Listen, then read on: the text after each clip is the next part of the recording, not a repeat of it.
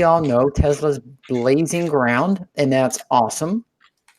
But one of the things that they are doing is providing experience for other companies who are able to watch what they're doing and learn, dare I say, from their mistakes. So Rivian, Rivian has decided that before they even start shipping product, one of the first things they're going to focus on is service.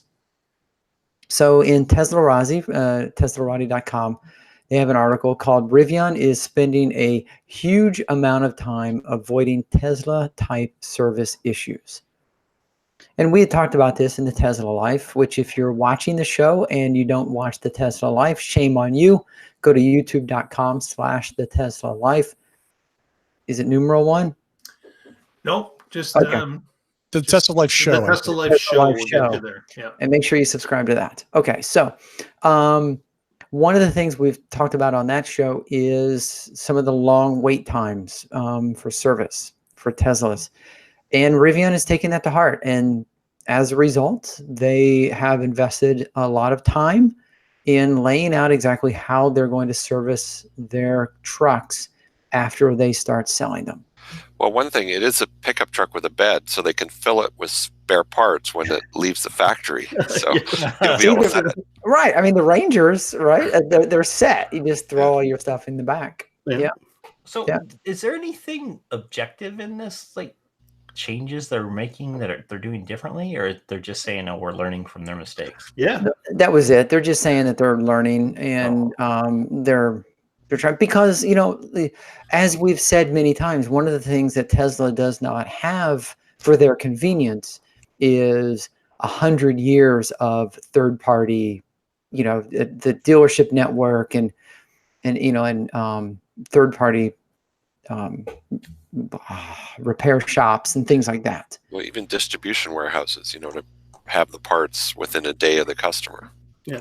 Yes, exactly. And I'd be really interested to know what the actual steps will be to avoid the pitfalls that Tesla has made. Like, what are there going to be, like, how do they plan to get around not having service locations immediately? So when I interviewed with a couple of their engineers, one of the things that came up was actually having authorized service places, like that they didn't own. So third party, contracting with third parties. So like Boulder hybrids. Yeah, there you go. Yeah, or a large car dealership or Meineke or whatever. But yeah, Boulder hybrids, anything like that.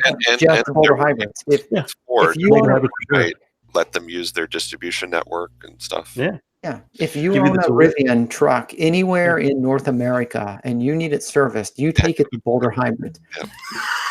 So the only thing I want to point out is that, you know, Tesla's service issues really didn't start until they started expanding dramatically. And you know, I had no problems for the first 5 years of ownership. I could get service in a snap of a fingers. They were quick. They brought me the loaner.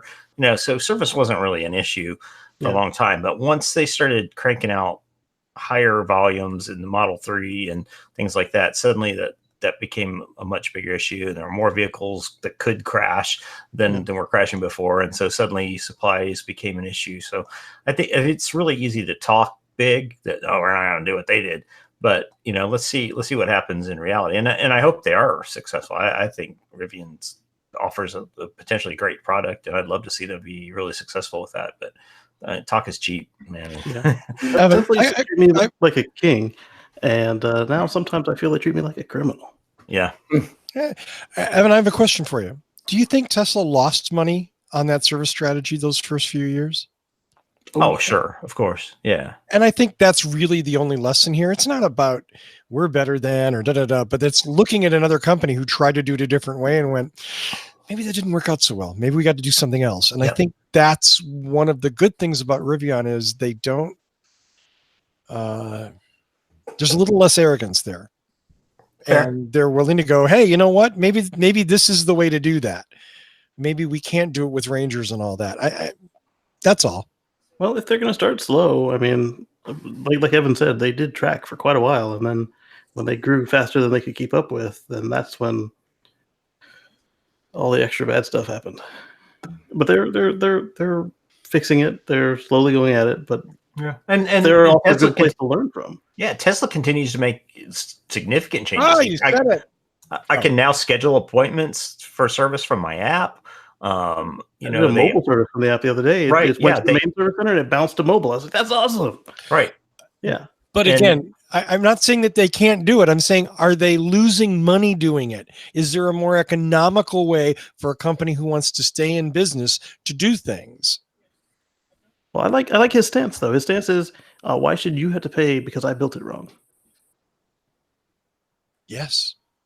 As a customer, that feels better.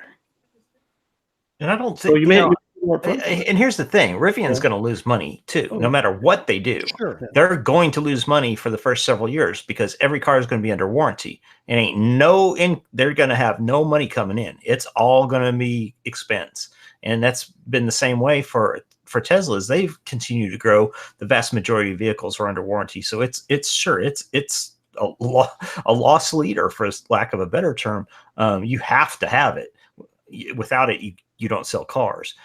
So I'm not sure that they're losing money on it is a very sound argument. Everybody's going to lose money in those early stages, and no EV is likely where service is going to be particularly profitable because maintenance is so low. You don't have all that easy money coming in every 3 months for their oil changes, filter changes, and all the other necessary. And a lot of these are all new technology, and stuff isn't debugged or dialed in, and it's going to break and need updates, and they're going to have to eat all those costs. Absolutely. You know, Eric in the chat reminded us that Rivian has partnered, or at least, they've taken a $500 million investment with Ford in a partnership. So who better knows about trucks and truck service? So, you're going to partner with someone to do service. Ford would be a pretty good partner to have. Yeah. And maybe Ford will be a sales side for them too. They'll have, gold, platinum Ford dealers that can sell the Rivian line as well as their